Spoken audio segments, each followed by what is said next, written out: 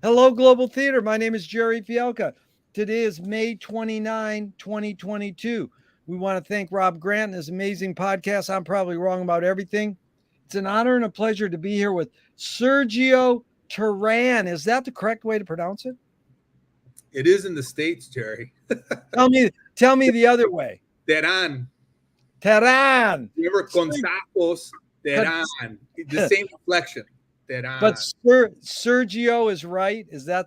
Am I saying that right? Sergio is how my mother pronounces it. Sergio. Oh, All of my friends say Sergio.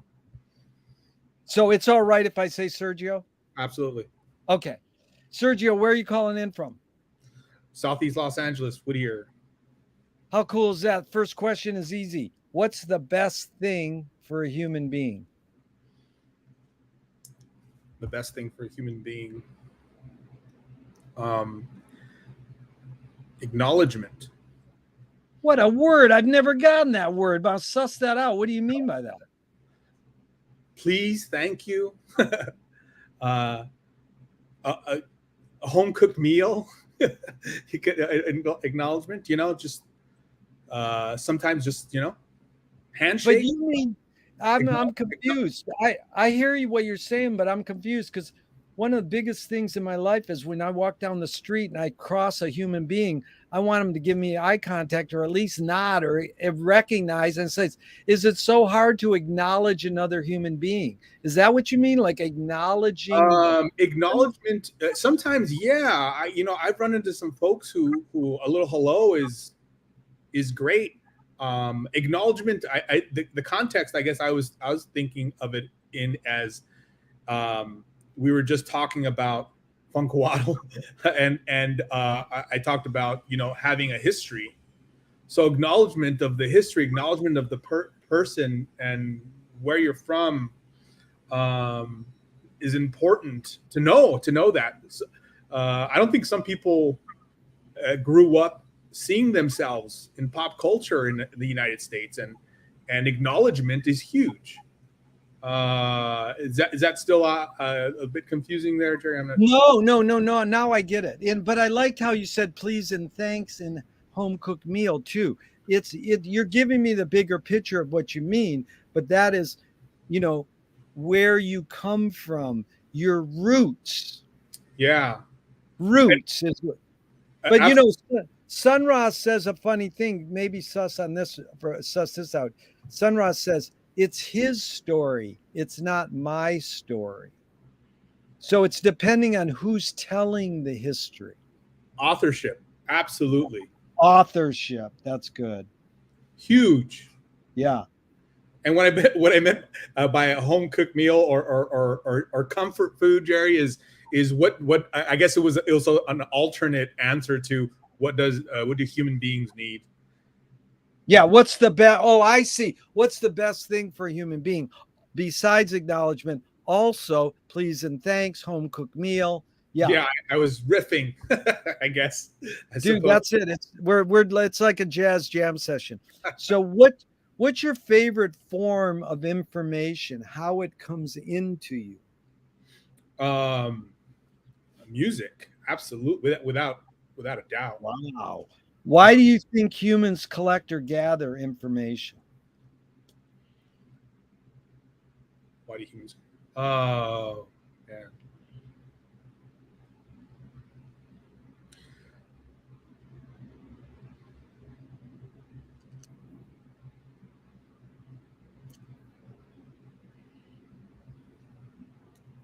To understand, for an understanding, for context. It's good. We're going to get back to both of these. Just to finish the three on information. Is this need or want to collect information more innate or more invented by humans? Is this need for want to No, collect is this need or want? Yeah, or want, like wanting to collect information. Or Is needing that, we collect information. Is that innate in us to collect information or is it invented by us?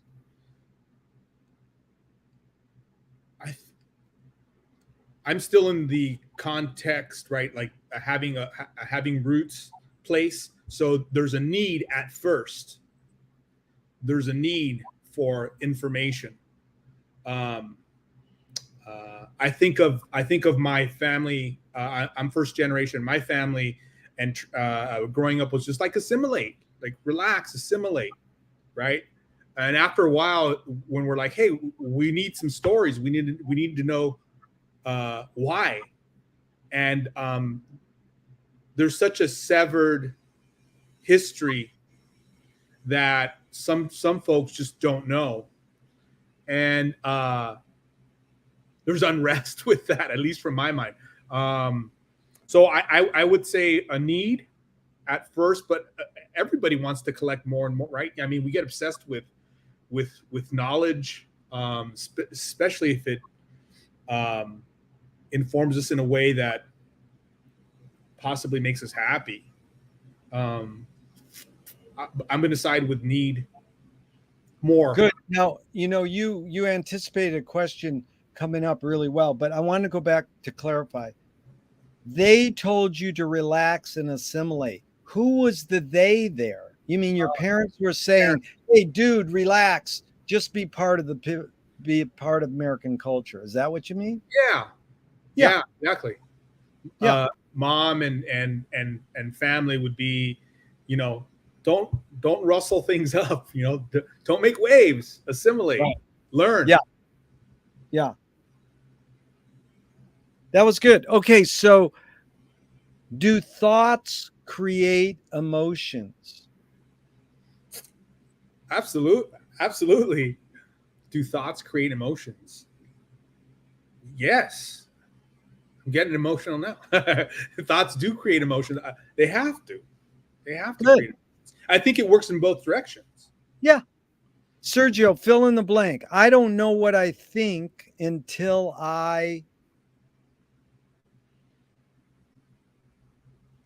Until I commit. wow. Then I No start to, one, then I worry. nobody says these words, acknowledgement or commit. These are good words, dude. You're a wordsmith. Can humans think without language? Yeah. Can humans think without language? Yeah. Wait. What can humans think without language? Wow.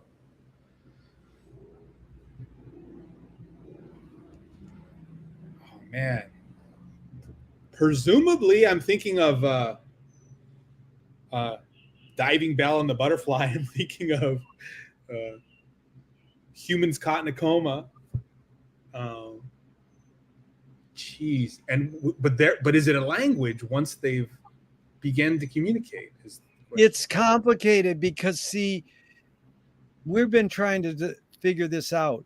When cave people put their hand up like this, did they go, "Oh, that means stop. Don't come near me"? Well, there was no word stop yet. Right. So was the gesture the defining of a language that Hmm? didn't have words? So, anyways, let's move on. We'll come back. Chomsky says a language is not just words, it's culture, tradition, a unification of community, a whole history that creates what a community is. What do you do when language doesn't work? Language down. What do you do when language doesn't? Jerry, the most I got was, "What do you do when language doesn't work?" That's as far as I got. Can you repeat? Yeah, that's all right. Sometimes there'll be a little skipping. Just ask me to repeat. That's fine. When language breaks down, when language doesn't work, what do you do? Listen. How simple is that? Duh. You got to hear, right? You got to be aware of your environment. But listening, especially these days, is huge. Yeah. It's huge. Yeah. Huge indeed. Okay, Sergio, your observations of humans in general. I know it's both. Are we more feeling beings or more thinking beings?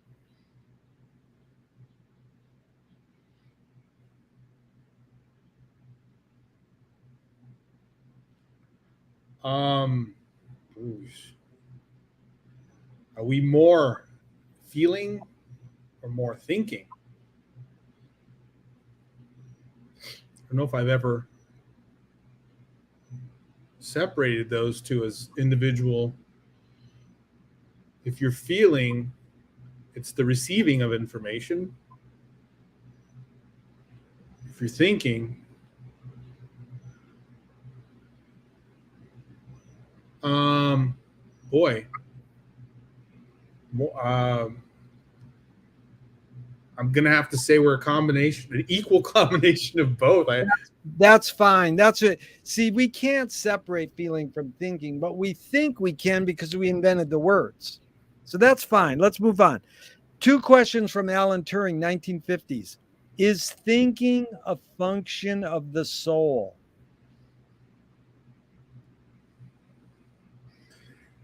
Is thinking a function of the soul? I really like. Oh, that's really nice. Is thinking a function of the soul? It has to be. It has to be. How could it not be?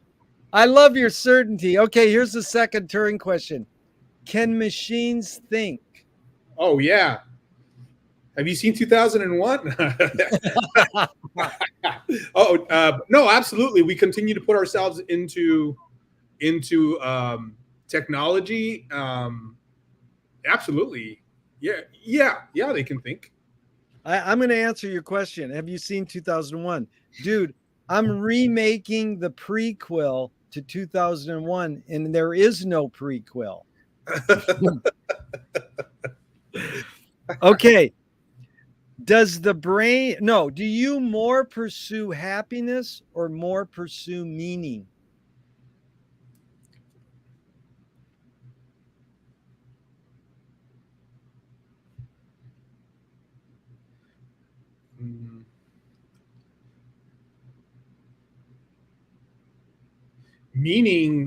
Finding meaning makes me happy.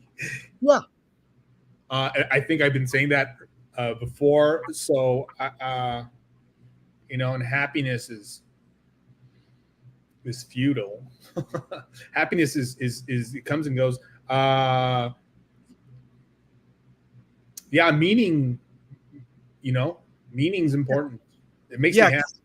That's where I got it from Viktor Frankl's Man's Search for Meaning. He says meaning lasts, happiness doesn't. So Sergio, you get what we're after. This is fun. And I love the sense that you take a moment to think. You don't have to feel rushed. These little pauses of silence are the most important part of this whole thing. I don't think I can answer the questions that quickly, Jerry. No, that's what I'm saying. I'm just reiterating. There's no rush. It's like that taking time is cool. It's so cool to have space because most people think they have to answer right away. And I put in the suggestions before. Silence is okay. If you want to take silence, sometimes people like make you sit there and you think they froze on Zoom. And it's like with you, because your picture static is a little, your picture is a little jumpy, but your voice isn't at all.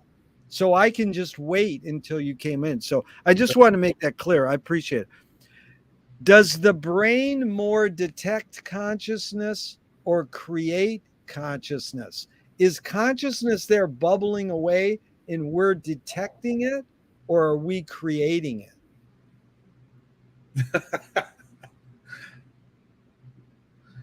I'm thinking of movies for both of those scenarios, but gosh, that's a really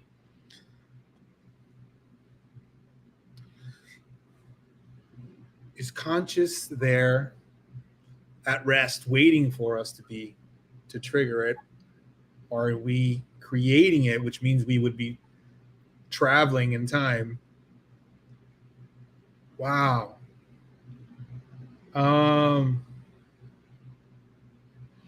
This really causes me to question, what I did this morning,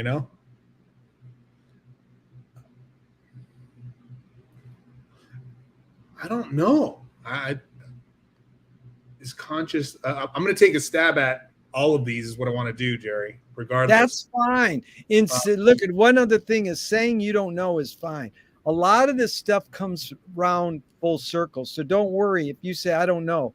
It's a wonderful thought. I'm thinking I'm thinking of movies like Dreamscape, or I'm thinking of in the context of, are we creating it, or is it sitting there waiting for us? Yeah.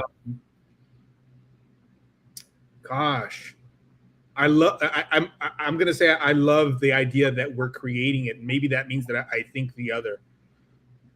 Wow, you want us to create it, but we're probably not. That's good. And maybe that has to do, I don't know, maybe that's, my spirituality. I really, I love. That's like breaking the bardo. That's like, if someone tells you this is the way it is, it's probably innate in humans to go, not necessarily. But you can, once you convince yourself, then you can doubt yourself too. So you're like, I want to believe this, but it's, so that's fine. Let's move on. It'll come back around. What's faster, speed of light or speed of thought? What's faster, speed of light or speed of thought?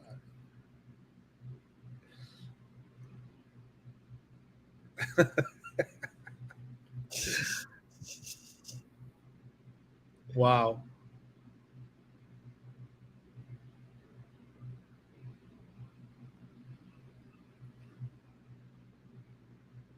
Light wakes us up, doesn't it? It probably could put us to sleep too, but I would say, yeah, it usually wakes us up. We wake up to light in the morning.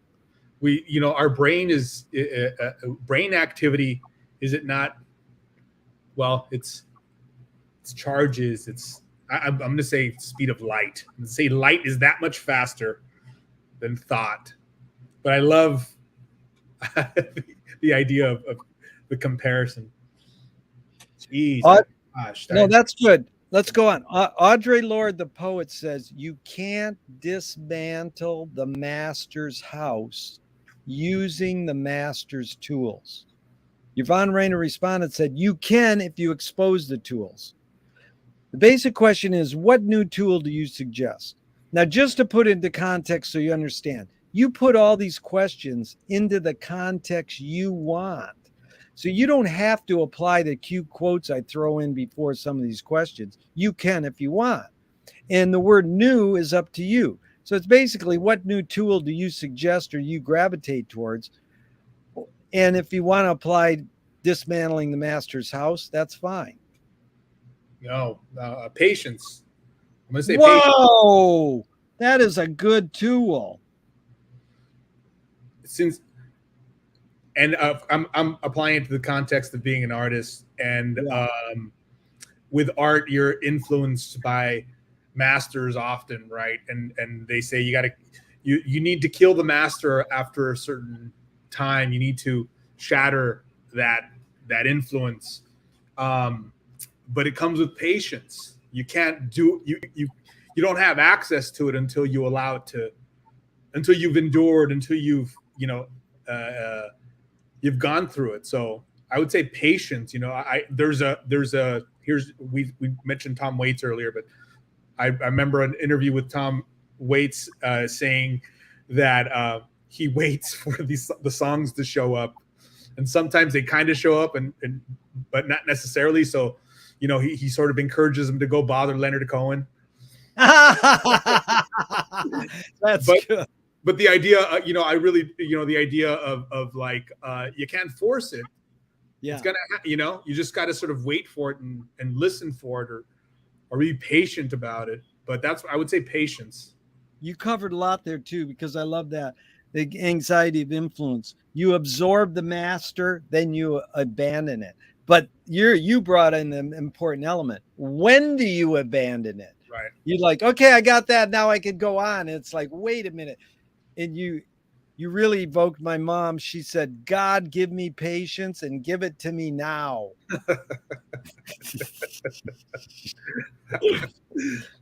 What do you worry about when you go to bed at night? Here's a literal, that the window's locked. as opposed to fear. That is good, that the window is locked. I like that. So, Marshall McLuhan learned from Ezra Pound, the poet, that artists are the antenna of the race. And, by artists, I mean musicians, literature, painting, everything, or, all the art. The artists are broadcasting and detecting the hidden psychic effects of our inventions so that we can learn to cope with what we don't like about the inventions. So we look to the artists, they broadcast this like they're teaching us the hidden psychic effects of Facebook or, Zoom or, cars or whatever.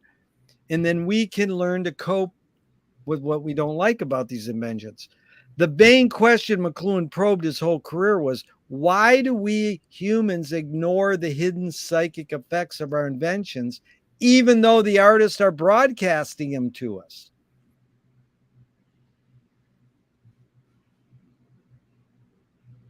Are we ignoring the artist? Well, that's funny. You can put it that way, but more so, we're not in ignoring the artist. No. We're ignoring that they're probing a little deeper. Mm-hmm.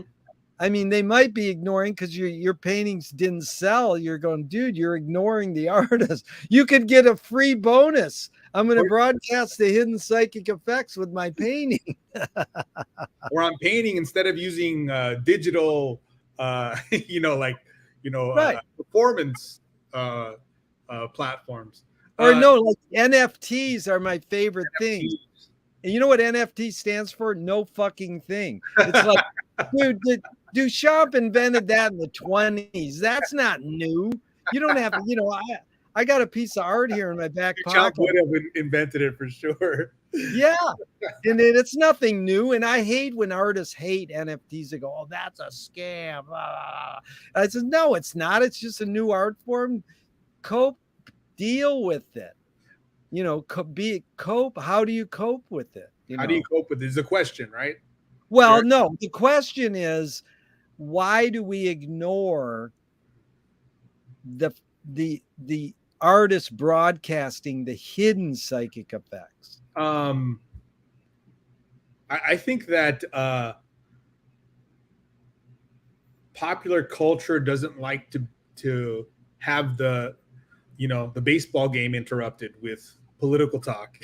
I think that indulgence, right? Everybody's, there. It's everybody's. It's the privilege. It's first world privilege. Dude, you nailed it. Privilege, indulgence. That's good. Okay. Do artists have moral obligation? Absolutely. Woo! They don't always take it, but they do. Yeah. You should be held accountable for all that you put out. And some artists practice, and I'm talking across the board. Some artists practice the freedom of being an artist, and therefore they can, everything's free reign. There's, if you don't have accountability, it'll find you somehow. It'll get you somehow. I think yes, some more than others, but yeah, absolutely. Okay. Yes. How many more yeses can I give you? No, that's fine. Are you more afraid of old ideas or more afraid of new ideas?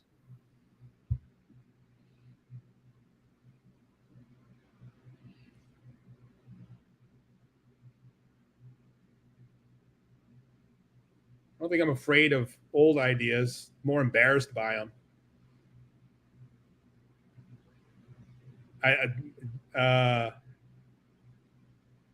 New ideas, I suppose. If I had to be afraid of one or the other, new ideas. But I don't think I'm necessarily afraid of the ideas. I think I'm impatient.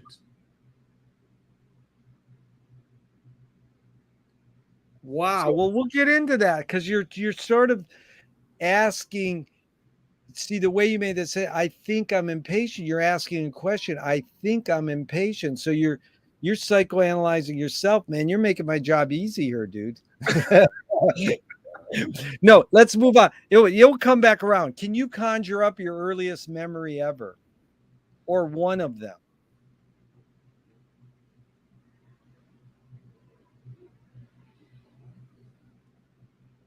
I'm trying to edit myself here. Being Mexican, you go straight for the most humiliating one. So I'm trying to edit myself from the very, very first one. Gosh, the earliest memory.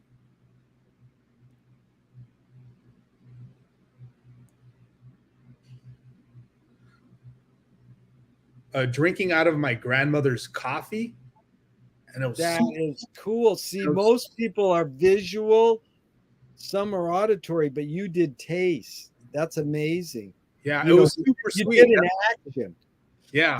Is memory more a curse or more a blessing? Mm. Mm. Oh, it's both. Yeah. It's both. That's fine. Is Sergio, just name briefly one person in your immediate family, then outside your immediate family, who had an impact on you, and what was that impact?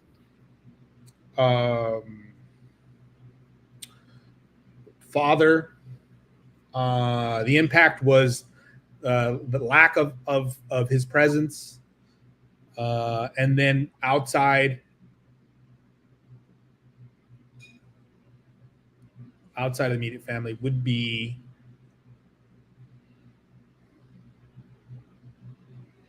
Fernando Valenzuela. Wow, what did you get from him? Oh, he all of a sudden kings were king, the Mexican kings in the United States. That's what it was. Wasn't he cool? That is cool, dude. I like that. Okay, did your parents raise you a particular religion? Catholic. Did you check out? Did I check? Absolutely. Yes, I did. What age about? 16, and 16 and guilt free was amazing, and I didn't turn back. Do you pray? I do. So maybe I didn't check out. If God exists, what do you want God to say to you after you die?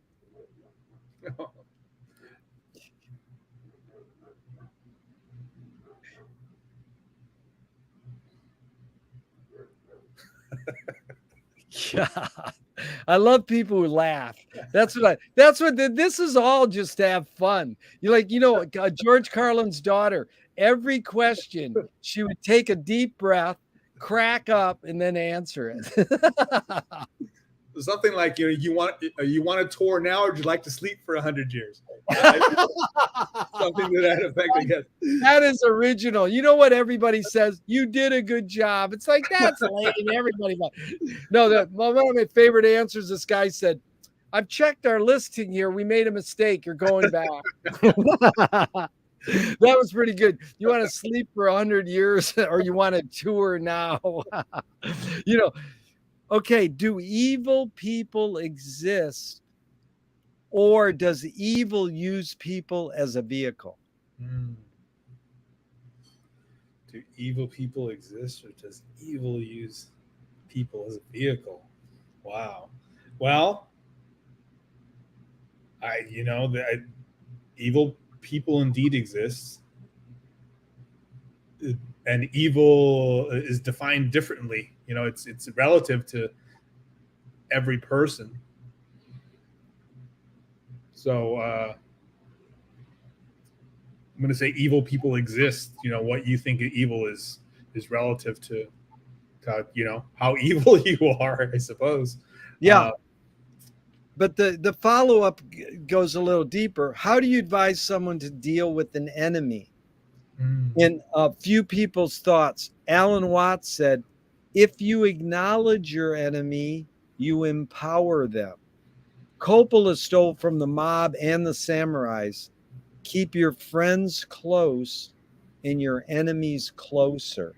That was my immediate thought. That quote there: "Keep your friends closer and your enemies closer." Yeah. I don't like the idea of them so close, which means it puts me in an environment that they're always in. I'm an introvert, so I really want to be away from everybody at all times, especially my enemy. So I have to come up with an idea of how to cope with my enemy. Well, let me finish the last two quotes Yeah, too, go ahead. because it will flush it out. That was good because I loved you're a good listener, dude. JFK said, forgive your enemy, but don't forget their name. And Fellini says, I need an enemy. So the basic question is how do you advise someone to deal with an enemy? But I was going to ask you, you addressed the Coppola. That was great. How do you respond to the Alan Watts also? If you acknowledge your enemy, you empower them. I don't. I feel the opposite. I feel like if you acknowledge your enemy, you make them weaker. Or my gut instinct was to confront the enemy. That's Right. how I felt about it. But JFK. I like JFK's quote much. I aspire to be JFK, but I would confront the enemy. Yeah.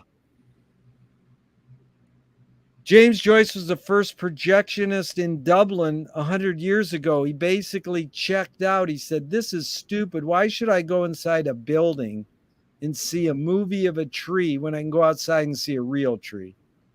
Years later, Faulkner said, sometimes the best fiction is more true than journalism. Why do we have to recreate things in order to get them? Why do we have to go to a theatrical play of people acting out life? Why don't we just live life?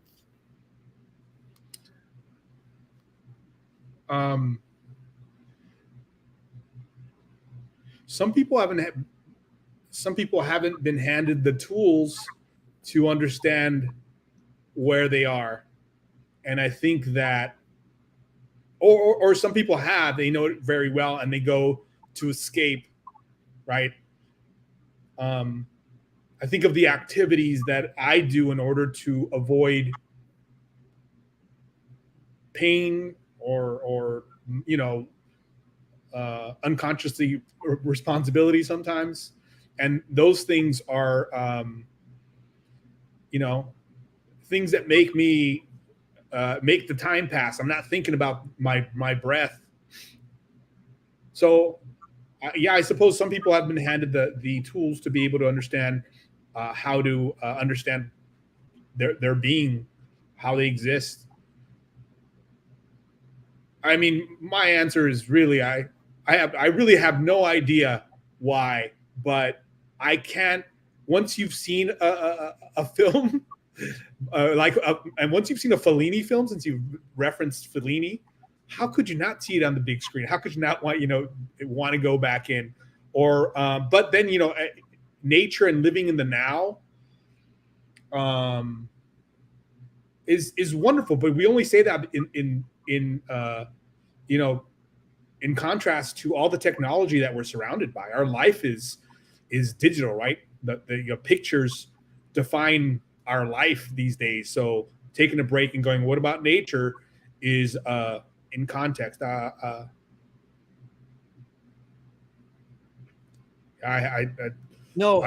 Sergio, you really nailed it in a way, because McLuhan said it's like new nature. Kids now, the joke was the kid's coming out of the mother's womb and it has a cell phone in its hand. That's the new nature.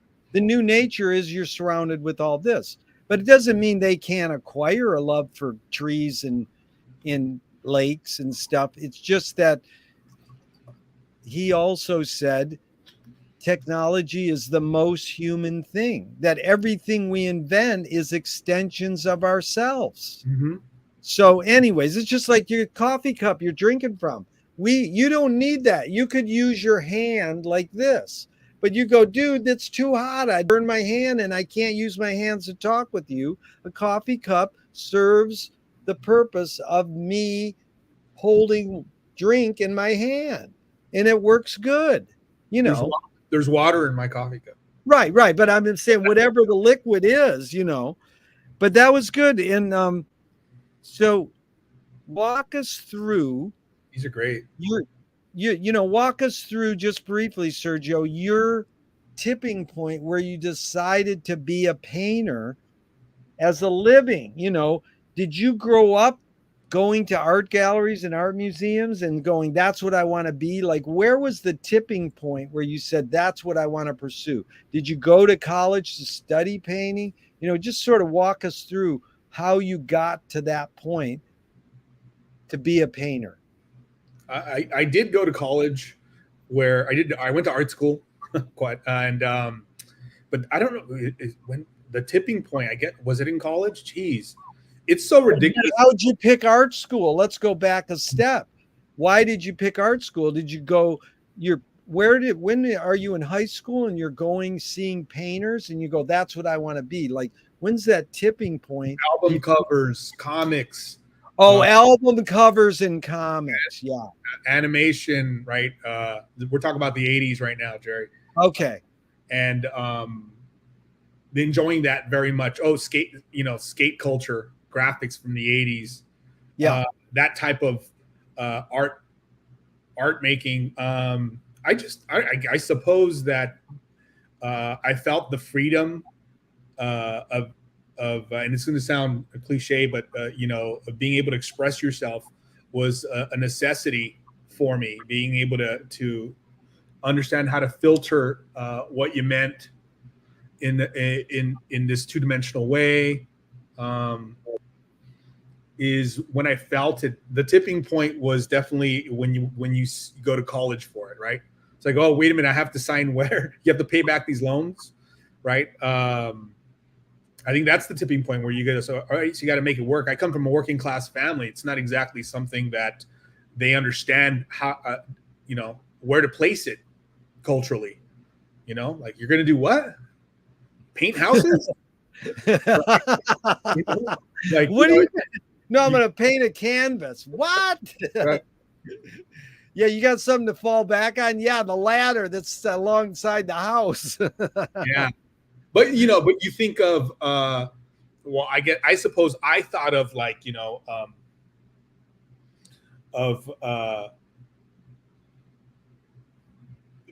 music and frontmen or skateboarders and that lifestyle, because in the 80s it was a lot more artistic. At least I feel it wasn't so much about competition. But the freedom that the poetry that comes out of these people, and I think that really sort of communicated to me. Sorry, I'm not answering much of the question. No, you're answering the question. It's great. I mean, it's amazing because comic books, it wasn't just 80s. I mean, in the 50s, oh no, absolutely not. Kids were looking at comic books and becoming artists and filmmakers because of comic books then. So he had a huge impact. So how about this one, Sergio? A screenwriting teacher told me great art, whether it's a painting or a film, is when you can clearly see the intention of the maker. Kubrick says the opposite. Great art is when you can clearly not see the intention of the maker. What role does intention play in your creative process? That's great. What role does intention play in my creative process? Intention drives my creative process, and I think that as a young person, visually you see these things. It's like two-dimensional, and it's nice, but really content and then wanting to put forth that content, I think is what where the art definitely lies. The intention of the artist is there's the object of the object from a painter's perspective. There's the object, but the intention is something completely different for those people who are like, well, painting, I've seen a painting and I can't tell, or abstraction is just so random. But it's not random, right? It depends on the intention. Or I see a Rembrandt and it's so beautiful, and he's painting the light And so his intention was to do that during a time when there was no photography or that type of technology. So the intention is super important. I love the Kubrick non-intention approach, or that you shouldn't be able to see the intention. I've seen many Kubrick films with my wife, who's like, "Yeah, what's happening here? I don't enjoy it." It's like, I think that you're not supposed to know what's happening. I think allow yourself to, and here's the answer. I think, Jerry, allow yourself to respond to what's happening and move on to the next thing. But if you're trying to figure out what the artist is doing and thinking that that's what is being put forth, is possibly not the idea. Maybe they're asking something of you, or maybe they're asking you to engage with the artwork. So I'm going to side with the Kubrick non-intention approach for me. I think most people, I do paint realistically, but that doesn't mean anything. Sometimes there could be a narrative that's sort of a small step, but the process is non-linear. And I work in several ways. So I think yeah.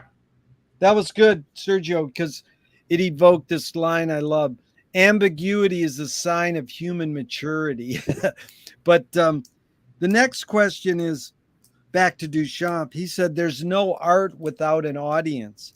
How much are you thinking of your viewer, of your painting, when you're painting the painting?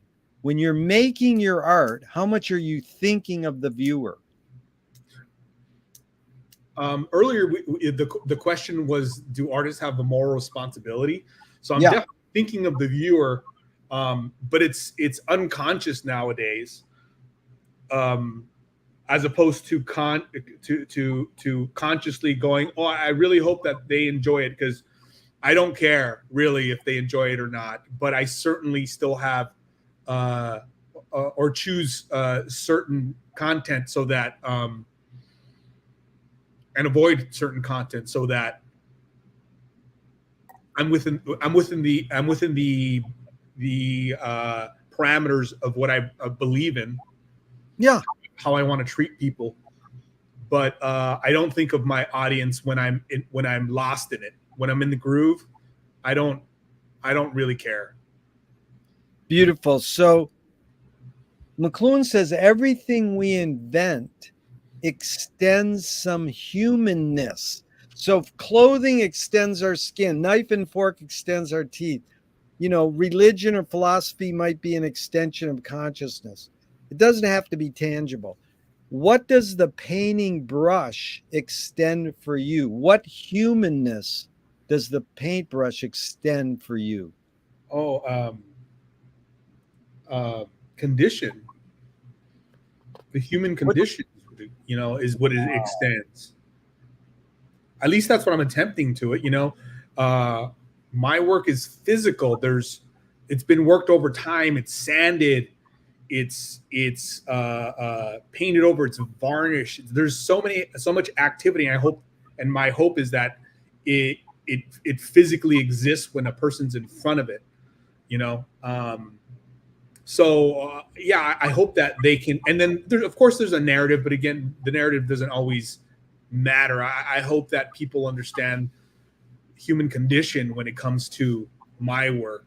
That it's not some lofty, activity. It's a human activity. But Sergio, that's amazing, because you want your art to speak for that. Beautiful, well put, the human condition. I love that. But if I asked you, the follow-up question is, how do you define the human condition in words, spoken word to me now?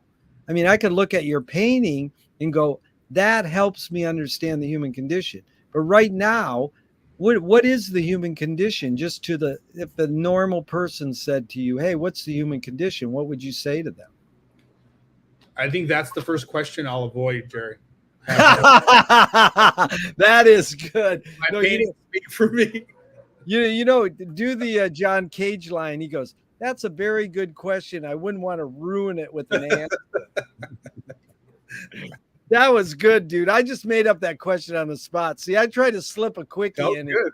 They're You're all like good, Jerry. They're amazing. you're like this woman I interviewed a year ago. She goes, "You're trying to trick me." I says, "Every question's a trick," you know. So I got to ask you this because I usually ask experimental filmmakers, but you said storytelling. So, you're almost like implied you're trying to tell a story or a narrative with your painting because you did say they're representative. They're not abstract so much. So Yeah. Peter Greenaway said cinema is much too rich a medium to be left to storytellers. I mean, isn't that what painting is too? Painting is much too rich a medium to be left to storytellers. I Talk, feel. I'm go sorry. Go ahead. ahead. No, there's no question. It's just how do you respond to that your need or want to tell stories? And maybe that's a crutch of mine is because it's so that phrase storytelling and visual story is so a part of the Latino culture in Los Angeles. But I think I really sort of think of myself as leaving a trail for the next generation, like that we existed. Here's a marker, and from that you're supposed to read it and take this platform like I did from people like Gonzafos and use it, right? So that's not a very a direct or a very obvious way of describing what's happening, especially when I want to have some freedom with how I express myself. I want to have the language of abstraction over in a sandwich with this realistic story, and really at the end of the day it's just evidence for the next generation to decode, I hope.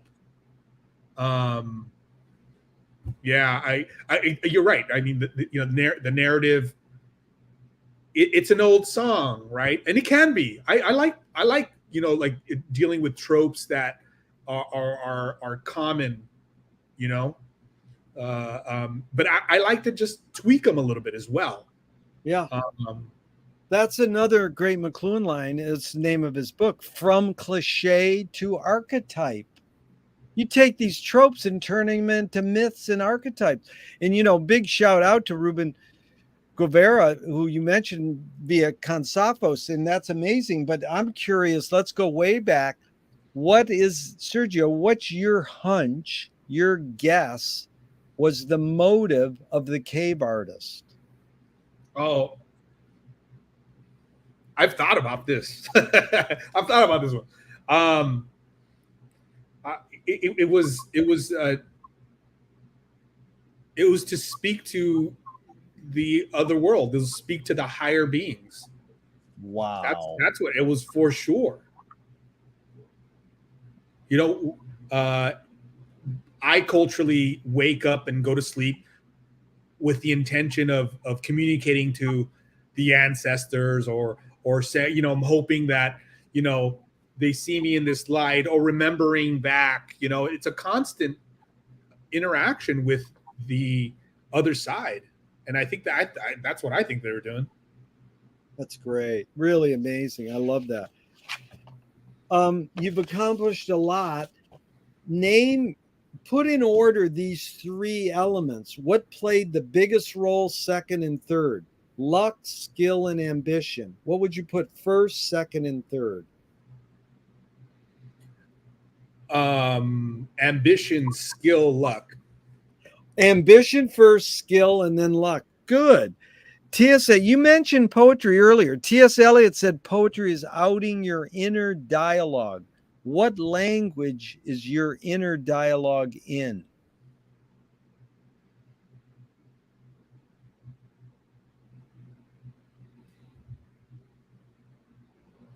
Very muted visual colors. I love that. Very muted. What does very muted mean? Dim. Very muted. Primary. That's pretty descriptive, dude, but I need you to suss it out. What does very muted mean? It's muted. It's like, it's like a Rembrandt painting. It's like the inside of the caves. It's not like bold. It's not bold. It's not bright. Wow. People who dream in bright colors, I really admire. Mine are kind of like, you're inside of the walls of the house. Right. Well, it's good. I really appreciate it. It really, you in words, you communicated to me that insight. One of my favorite answers, though, you'll love this. Abigail Chai says, "What language is your inner dialogue in?" She goes, "I wish I knew."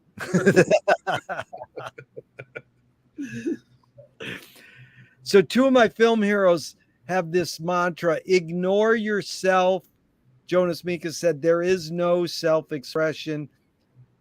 Jazz pianist Cecil Taylor says, "I'm just a vehicle and this stuff just comes through me." Yeah. It's a stupid question and it's both and it depends, but just your thoughts. Is art making more self-expression or more you're a vehicle for whatever culture, technology, or environments are dominant?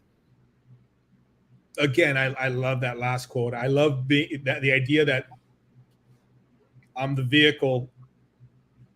And for me, I ebb and flow, Jerry. Sometimes I am the vehicle and I'm in the zone, and they're just it's pouring out. But then sometimes it's the fall season and I need more fiber, and I'm not I'm just not shooting. My cylinders aren't all pumping out, and I feel like I'm not in tune at all. So. God, I love that. That's a great idea. Yeah, but your idea was really well illustrated with words, because it's like, I don't have enough fiber. But in essence, Sergio, do you need the downtime to have the uptime? I mean, do you want to be up all the time? I was just going to say more and more these days, I'm sitting and contemplating the move, or I'm sitting and contemplating, or I'm not contemplating, I'm waiting for it to arrive. Yeah. And there's some folks who there's this is I'm gonna butcher the quote, but the painter Chuck Close said, "Forget waiting. Some of us go to the studio and get to work." And I really admire that, but it's just not that way for me these days. It's I definitely rely on everything being in line. Psychologically, emotionally, it just sort of kind of sitting on it. So I definitely am contemplating, waiting for it to flow through me more so. You're right. I do need it. Yeah. I do need it more these days. But Sergio, goes back to your word patience, which you brought up earlier. It's like, how do you acquire that sense? It seems like you're discerning. You're like, no, you know what Warhol said? He said, don't worry about what people think of your art, just keep making it. But it seems as though you've made it enough that you go, now I'm going to go at it with a little more consciousness, or wait for the muse to hit me, rather than just paint and go, okay, that's a keeper. How'd you go ahead? Yeah, how'd you acquire that sense that now I'm more discerning, now I have patience, now I'm going to respect the ebb and flow? How'd you develop that? By just doing it, or somehow it came to you? Yeah, for sure. You had a quote earlier that something to the effect that you've done it so many times, so much that you now want to do it the wrong way. Do you remember that quote you just mentioned maybe earlier on? Well, no, it's funny because I thought it's almost like that's the golfer says, the more you practice, the luckier you get. But I didn't say that quote. I forgot what I said. I know what you're touching on is a question that's coming up. So your effects precede causes. You got ESP. You're already answering a question that I didn't ask yet. No, earlier you mentioned something. It was before the Kubrick. Maybe it had to do with process, but the idea, I think is, they say you need 10,000 hours to become a master, something to that effect. Yeah, that's another one. Yeah. Now, I think that I have at least 60,000 hours in experimentation, Jeremy, and that in failure, and failure is huge. But that's but then how did you learn to do that? That's what I'm trying. You've arrived at that, but how? By just chalking in the hours? Or there was some revelation, some kickover where you go, so I've got to be more discerning now. Yeah, we're just talking about, part of it is letting it flow through you, but the other part these days, especially, is sitting, and discerning it, sitting and responding to it, for sure. Absolutely. You're right. You definitely have to do the work, but you also have to sort of marinate on it as well. And I would say, definitely what I do. I try to do, at least. Yeah, good word. Again, Sergio, thank you. But the hidden question to that vehicle question is, can art making be egoless? Oh, that's a hard one. That's tough. Can art making be egoless? I don't know if we'd call it art if it was egoless. I feel like art, we define it as art because it involves the ego, is what I'm saying. Yeah. If I think of the sand paintings, those monks do those sand paintings that they then wash away. That's egoless to me. Yeah. I'm not referencing the famous monk sand painter. There's no name, there's no signature to that, and I think that's egoless. But most artists, quote unquote, I'm gonna say no. Well, interesting because Warhol and McLuhan both said art is anything you can get away with. And then McLuhan really loved this one. The Balinese have no word for art. They do everything as well as they can. Oh, that's nice. That's amazing. That's nice. I definitely, that's nice. I believe that. Sergio, is perception reality?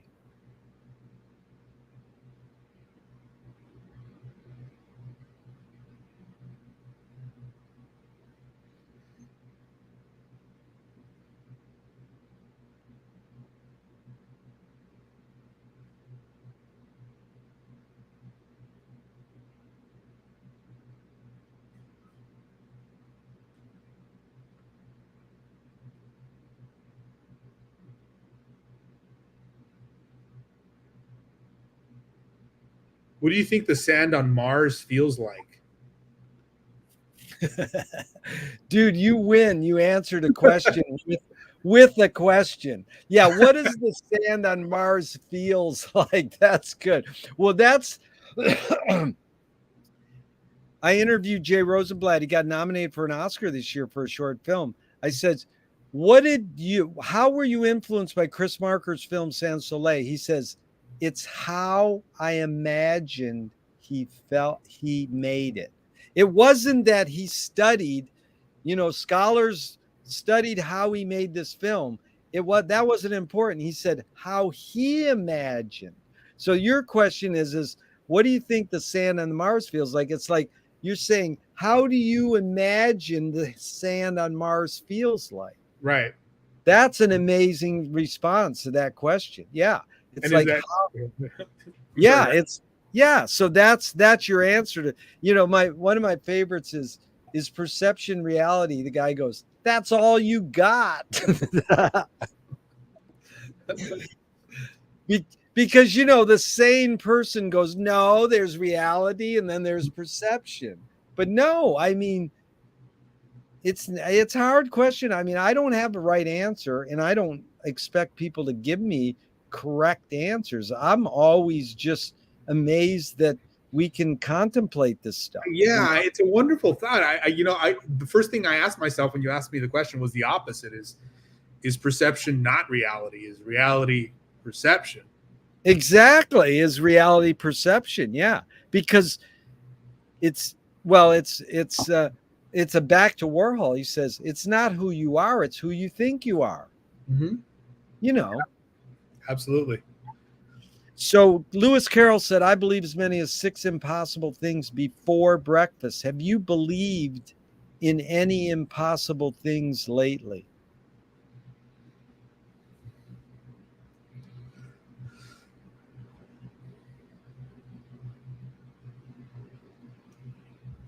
Have I? I think you want to know them, or you just want to know the answer. Yes, you have. No, I usually go name one if you do. If you believed in an impossible thing, name one of them.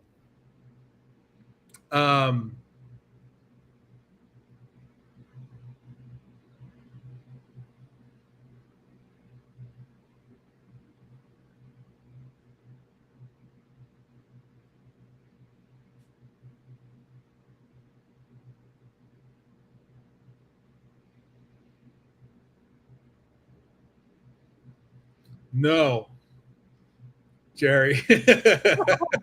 That's fine. Let's move on. We got another. I couldn't reveal it. That's good answer. I love that. I can't reveal it. That's good. Tell me, Sergio, one major elements. How many years you've been painting for? What, couple decades or 3 decades? Name one major element that's stayed the same and one major element that's changed in the years you've been painting. Man. Man, that's a good question. What stayed the same? Well, I was just telling another artist friend of mine, I was like, I can't paint the way I painted anymore. And he says, what do you mean? And I'm like, I just don't have the desire to work in that manner anymore. And I couldn't replicate it if I did. And so if I did a copy of a painting, an old painting of mine, I'd be very upset by it. And, wow. And I don't desire to do that anymore. That's good. I want to move forward, right? I want to move forward, but I think an aspect of me, and this goes back to one of the questions you asked earlier, is are you more afraid of the what was it, Jerry? New ideas or old ideas? Ideas. Yeah. And it's that. It's like I'm always referencing old ideas, and I think it's just sort of it's like it's like a dictionary. It's like, let me go back to this. What, how did I solve that, or what was I thinking there, or did I come across this thought already in that context? But I always having to confront the old me in order to pursue the new me. Yeah. What has stayed the same is the analytical approach to my work, the way I just sort of mentioned. You've always done that. So that's perfect lead in this. Moshe Feldenkrais says he works with healing and movement. He says it's literally possible to identify a weakness and incorporate it to become a strength rather than we're normally taught to overcome a weakness. Tell me a weakness you turned into a strength.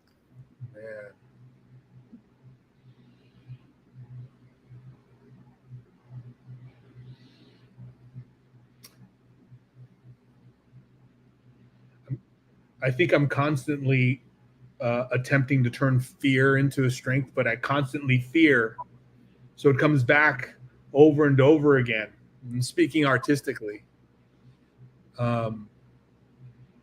you mentioned Duchamp quite a bit now, and I think Duchamp's an example of non-objectivity and idea being the guide.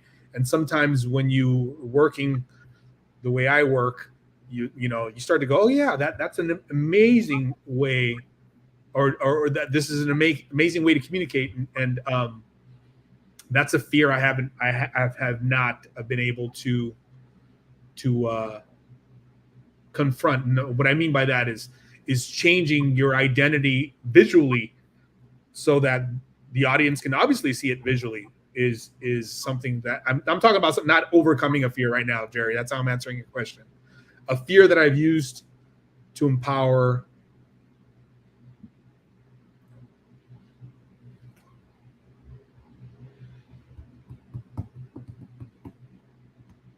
I don't have an answer for you. That was good, but you sussed it out in just the discussion of fear. Sergio, what does courage mean to you now? Man. I'm going to go back. Facing your fears. Yeah. Is what it means. Yeah. Being able to confront yourself, the flaws that you have. Yeah. Anger can be a productive emotion when fill in the blank.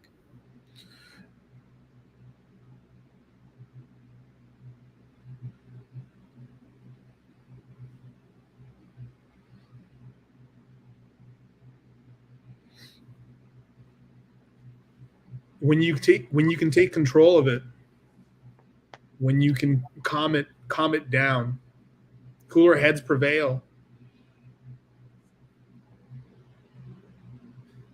I like that.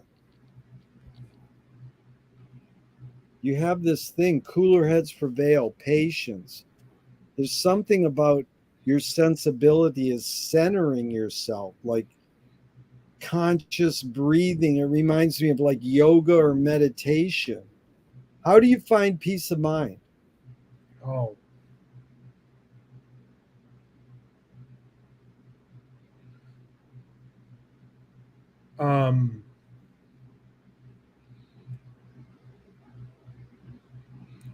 I think verbalizing fears, verbalizing confusion with my wife, speaking to my wife, being analytical about those thoughts, being able to acknowledge that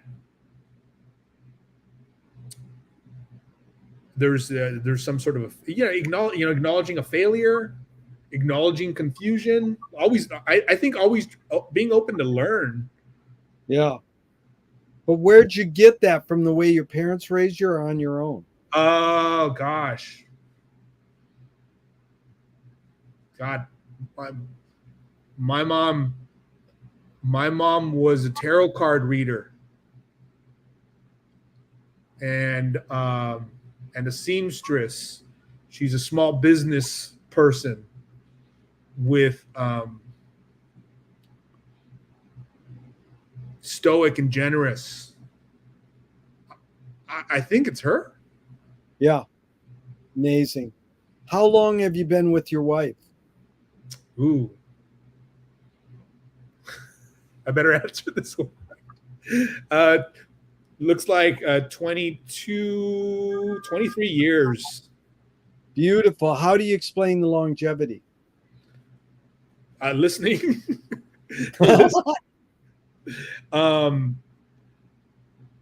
Yeah. You got some good words there, listening. That's there's a great cliche. Women know, men suppose. I think it's accurate. My dad always used to go, my mom would say something, my dad would say, I'm on probation. Like, I've heard that one. Sort of he's acknowledging she's the boss. And then, they were together for 60 years. And at the end, she'd go, quit saying that probation line.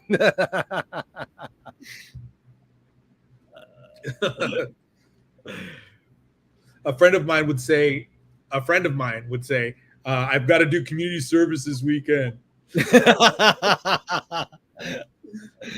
No, here's the best pick line. Is your wife married? No. Is your husband married? No, I said that all wrong.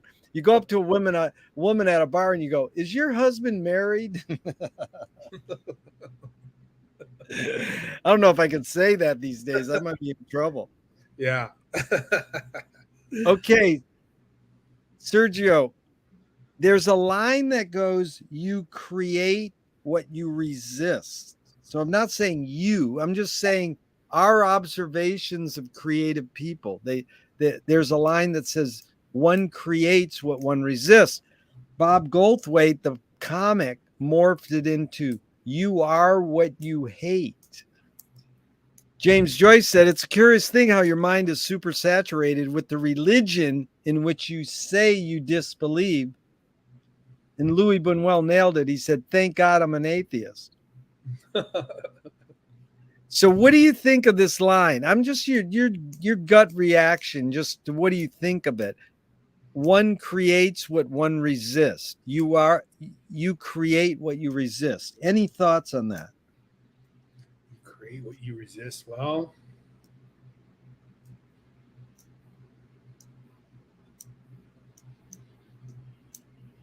I suppose it's got to be.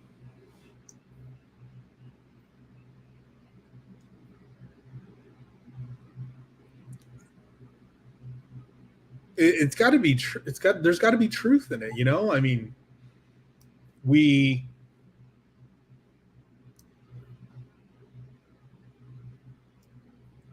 If you're being instinctive about creativity, about expression, you know what you've been influenced by, both positive and negative, surface, right? So it's got to be in there. Those are some of the things that make good work fantastic. You know, is the human qualities of it, both, you know, in success and in maybe flaws. Um, it has to be. We're not all good, right? It's not all perfection. It's not all. You can't make good work from a place of like, oh, I knew exactly what I was doing. Yeah. That's like back to that. You turn a breakdown into a breakthrough, or a rejection into a redirection, you know. But You know, it's I'm sorry, Jerry. Yeah. Continue. Turn a rejection into a continue, Jerry. Sorry, I interjected. Yeah. It's like turning a rejection into a redirection. It's like, you know, like you said, every human, it's human to have failings and strengths. Here's another subjective sort of application to what you just said. Is often I hear the influences of art in my head, and often these days I'm trying to avoid them. So if I've made something that resembles anything academic, I sand it down. Wow. And I leave the residue of it, and that makes me happy. Wow. So I don't know how close to, but it just, that's what the idea of that is, just sort of like turning that mark that you recognize as something old into something that suggests a spot. It's something different, you know, something new. Yeah. It's like George Clinton defines funk as the absence of. It's like the gap. McLuhan said the gap is where the action is. It's like, you know, it's an amazing thing. But you've been an art teacher. You're an art professor? Yes. Yeah. So let's go into that for a second. What attracted you to pursue educator, but also tackle this, if you may. McLuhan says it's misleading to suppose there's any difference between education and entertainment. And just to finish, he says it's all, you know, it's always been true that whatever pleases teaches more effectively. So there's a lot contained in that. Like, how do you approach education, being an educator, what inspired you to pursue that? Okay, so let me see how many of these I can answer. Well, it's there's been a saying from my professors that was that they sort of it lingered on them, I think, in a negative, which was, if those who teach don't do, and and which is so false. First of all, it's a very false. Not everybody can teach, right? There's Yeah.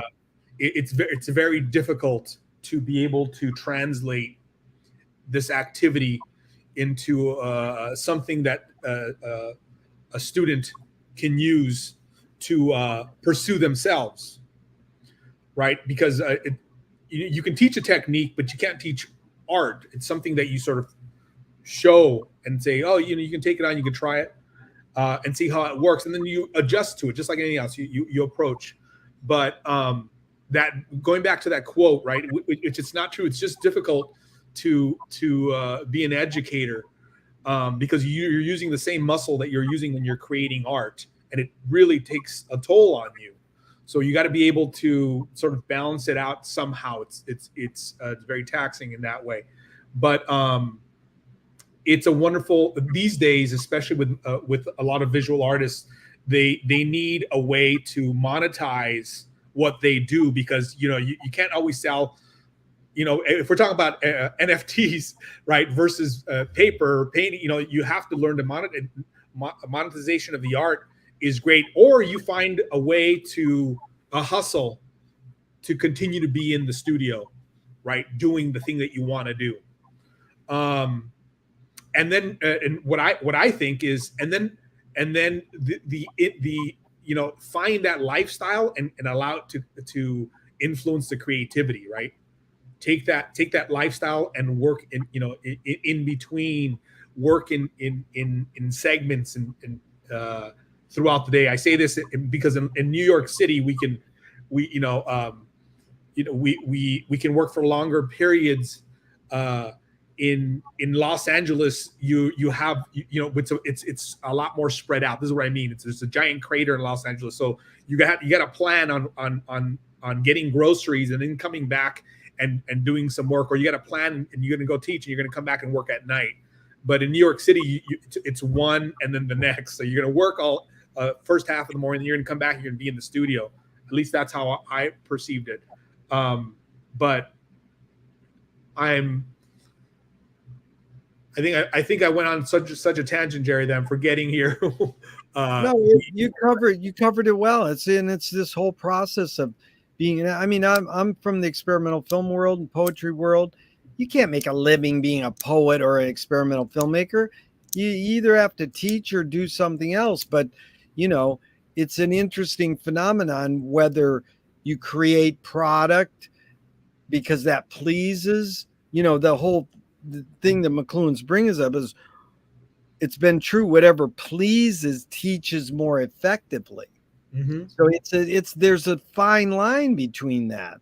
Whatever pleases, are you supposed to suffer for your art and then you're going to create better art, or are you supposed to create stuff that pleases? So most people think movies are just pop and they're not important, but some people put their heart and soul into making a movie, and it still pleases. So it's like that ebb and flow you talked about earlier, but it's like, tell me this. I heard from some art people, and it's just like one local big time art school in LA, I won't even name it, said one of the professors purposely didn't teach his art students as well as he could, because they were potentially going to steal his potential gallery space. Like, so he's competing against his students, so he's not going to teach them that well. And then somebody goes, I says, does that really exist in the art world? And then some people go, well, it exists in every world, like English or the poetry or, the filmmaker or whatever. But it sort of sounds cutthroaty. And then some people would go, no, it does exist in the art world. And I'm just your general thought on that, because I imagine you teach with your heart and soul and you want your students to excel. Yeah. You know, I think empathy is a huge part of education. Um, yeah, and yeah, I mean, I guess you got to, as an artist, and you probably know this, Jerry. You got to compartmentalize what things mean, right? Success, time in the studio, etc. And some people just, some people want, they want, like one idea. They believe the mythology. I think that's what it is that there's a mythology, and if you don't fulfill it, then you don't succeed. And it's just, it's going to, I don't believe in it. Having time, being able to be creative is I think the gift, right? Trying, I can get paid and do my work. Great. yeah, Right. Fantastic. People like this stuff. Great. That's fantastic. It's just icing on the cake. Now, some people might want bigger goals. I think we all want those desires. I'm not going to turn away an exhibition at the Metropolitan Museum, right? Because I'm like, oh, I'm an educator. I'm going to be a little more. No way. Get me my flight. I'll be there very, like, come on. I want those desires as well. But I think that anybody, and I'm going to go back to the saying, those who teach don't do, which is an old 1970s, 1960s saying. Some of those famous artists who would say stuff like that, they're afraid to leave their tenure, wherever they're teaching right now, because there's benefits and those ideas that they can continue to work. It's I think it's a silly game. yeah. If people are thinking that way, it comes back to you. Like if you give, I think if you give that, if you approach it that way, we're like, here's this, look, this is how I think you do it. Give it a shot. It comes back to you. It's not, and being an artist, ebb and flows. It's great sometimes, then it's terrible sometimes. And I believe in trying to navigate down the middle so that you don't lose sight of it. Yeah. Of who you are, at least. But yeah, that's a shame. It's a shame that the people think. I've heard that as well, Jerry. There's You've heard that line. Yeah. It's sort of gross, but okay. If you were walking down the street today and you met yourself as a 12-year-old, what would you say to your 12-year-old self?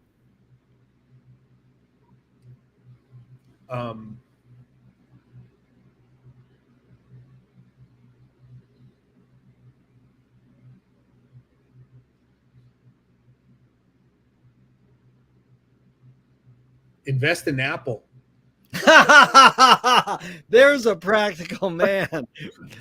Which way should toilet paper come off the roll? Over or under? Over. Wow, why?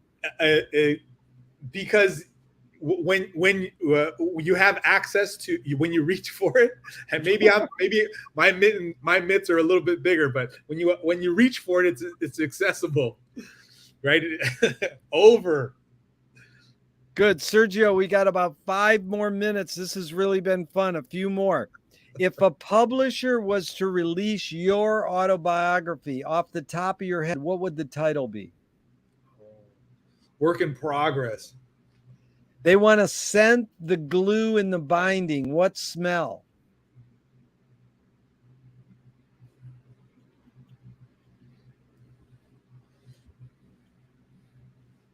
Chamomile tea. Oh, that is good. I've never had. They want to have a color of ink other than black on some of the pages. What color?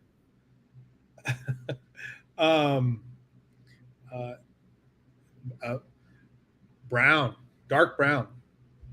Nice. If a statue was built in your honor, where would you want it displayed and what would it be made of?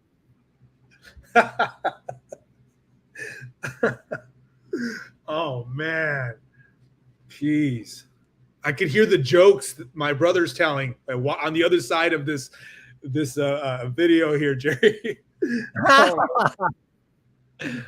Oh God, I don't know if I can handle that, Jerry. I don't know if I can handle that question. Okay, how about handling this one? That was nothing compared to this one. Tell me something good you never had, but you never wanted.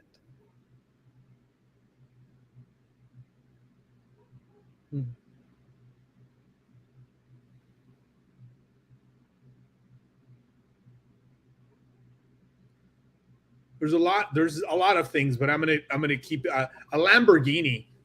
That I've had that answer. That is a good answer. You know the three answers I get the most?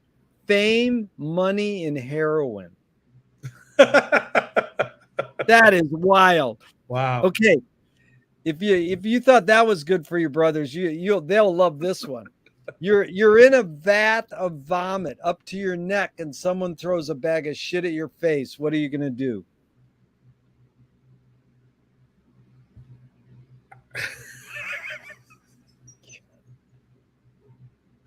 Um,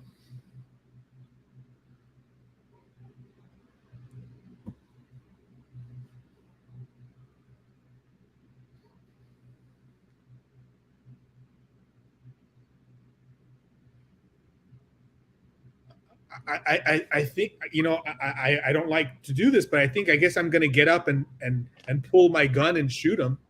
That is an answer I haven't had. That's pretty good. Okay. 5 Alan Watts questions, really fast, quick. Don't think too much off the top of your head, in a couple words. First one, who started it all? We're gonna keep the theme con zafos. Oh, are we going to make it?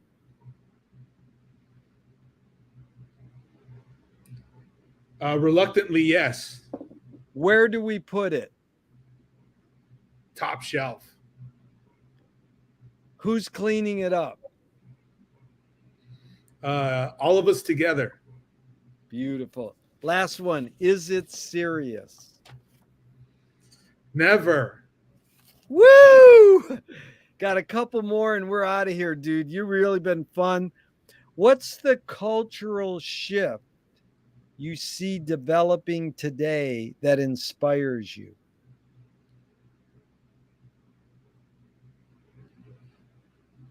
Inclusivity. Yes. You see that with, you mean everybody or mainly your students? Both. You know, in terms of popular culture, I guess we're turning it back around, like you said, acknowledgement for, you know, and then for my students is allowing them to see themselves. Yeah. You know, in pop culture is I think a big deal for them to have the proper path. Yeah, you're going full circle here, Sergio. The acknowledgement was your first answer. That's really good. So 2 more. You know, Joseph Boy's great artist. He said, make the secrets productive. Thornton Wilder said in 1928, art is confession. Art is the secret told. But art is not only the desire to tell one's secret, it's the desire to tell it and hide it at the same time. You've laid your cards on the table for over 90 minutes. I'm really grateful. I'm not insinuating you haven't answered this. What's it really all about for you? Oh. I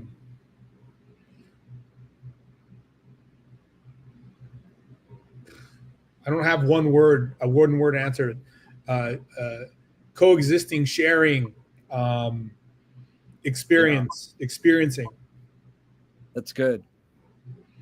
I love that. So what gives you the most optimism? Oh.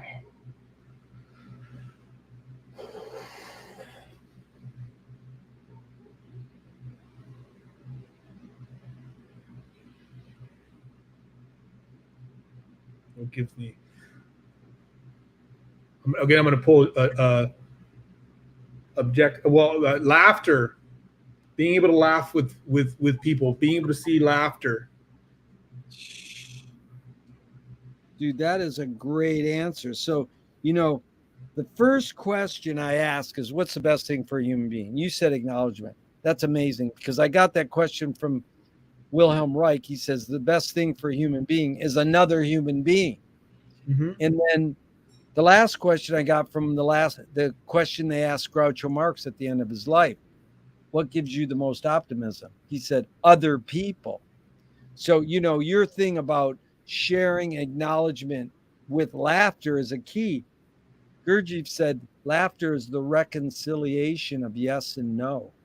I mean, laughter is like the key to life, isn't it? I mean, geez. Yeah, it's almost like, oh man, I feel like it's a period at the end of a sentence. If it's a good sentence, it's a period at the end of the sentence. Yeah. We and I keep thinking of you're saying, are we gonna make it? Yeah. If we keep laughing, if we can, if we can laugh, that's a huge one. Huge. I've enjoyed this, Jerry. Thank you. Thank you, Sergio. What a pleasure, man. It was great meeting you. And I'm going to hit the end button, but I hope it never ends. So Likewise, sir. Thank you. thank you.